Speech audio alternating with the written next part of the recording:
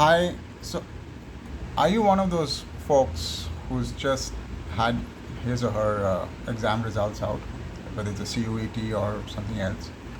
So, if you're one of those guys, you're probably, this is the time when you really start thinking seriously in terms of career, in terms of scores, in terms of results, in terms of academics. The key word here is academics. That's what's consuming your mind right now. That these are the terms, these are the keywords that are swimming in your head right now. But I was just making notes in the morning, and I was thinking about this also, and I just wanted to share three things, though, that are not really connected to academics, but stuff you must focus on at this stage of your career. Those three things are: number one, your skill capital. Now, what is a skill capital? Now, we think in terms of knowledge when we think about higher studies, when we think about careers, we think the first thing that comes to mind is knowledge and books and study, wisdom that you gain out of that.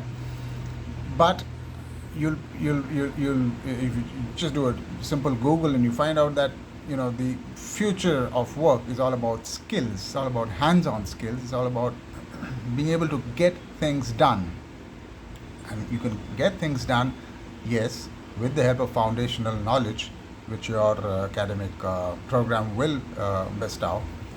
But you also need skills, real hands-on skills. You need to know. You need to know the know-how, not just the know why, but the know-how. And that this is the time to really build that foundation of your skill foundation, because it takes time. It's not just something. The last minute exam preparation mode doesn't work when it comes to skills. So how do you build a skill capital? I mean, so there are some ways. You could register for workshops. You could register for. You could enroll for short courses. The operative term here, the key term here is short, because skill is essentially something that keeps changing, and skills that are in demand in the workplace, they keep evolving. So you don't really want to enter a 3-year skill program. You want a short feel of how how it is, what it is. So you ideally need a 3 or a 6 month long program that really gives you, and also you need to figure out whether it matches your aptitude, whether you are interested in that. So figure out skills that you have a natural aptitude for, and register for. There are workshops and there are online courses. You could even get an internship. You can even apply for an internship or an apprenticeship even before starting college. Yes, that's possible. You can just approach organizations, small businesses.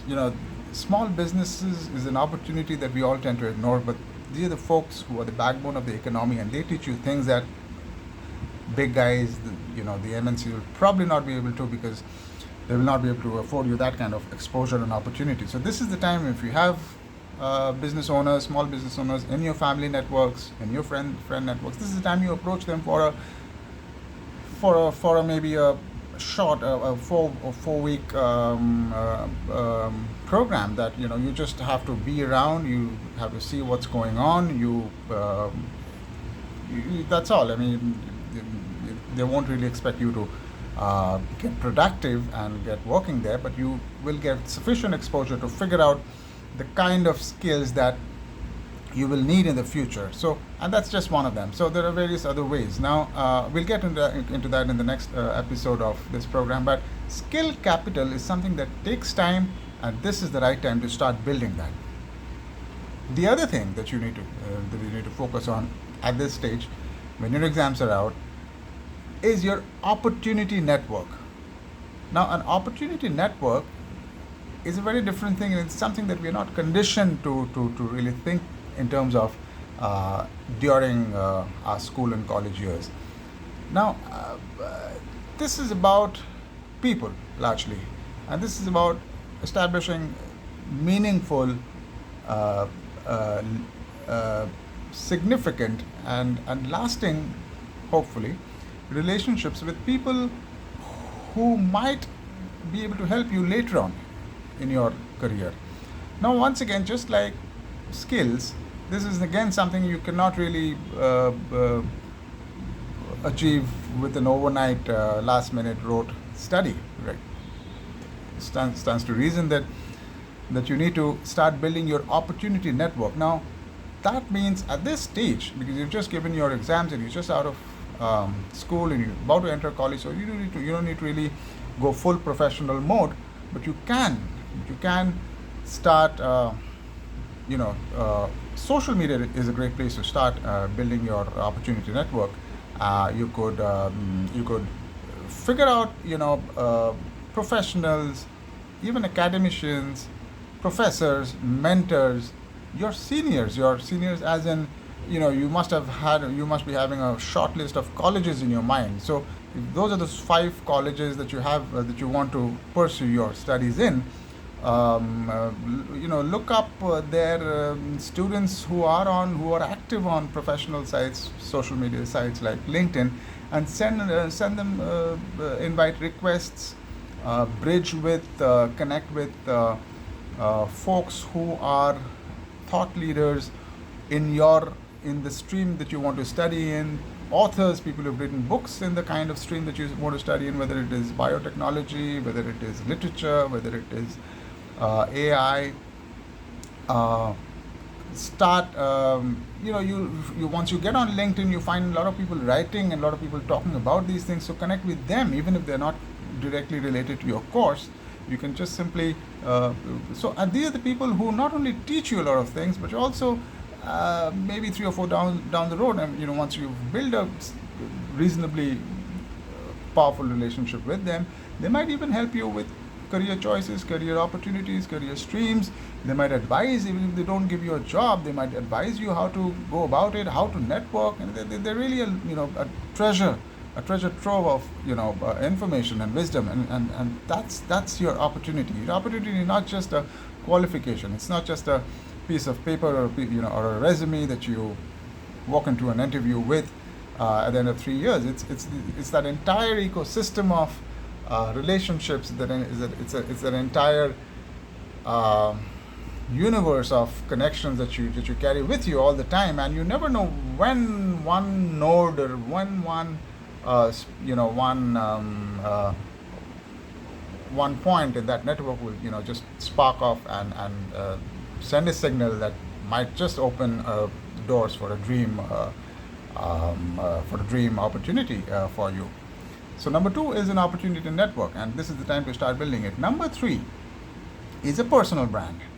Now, a personal brand is something that we normally talk about when we're probably late 20s, in our early 30s, when we are deep in the professional world, and it's something that also largely talked about by CXOs and leaders and those kind of people. But that's changing now. And as a student, if you what is a personal brand in the first place?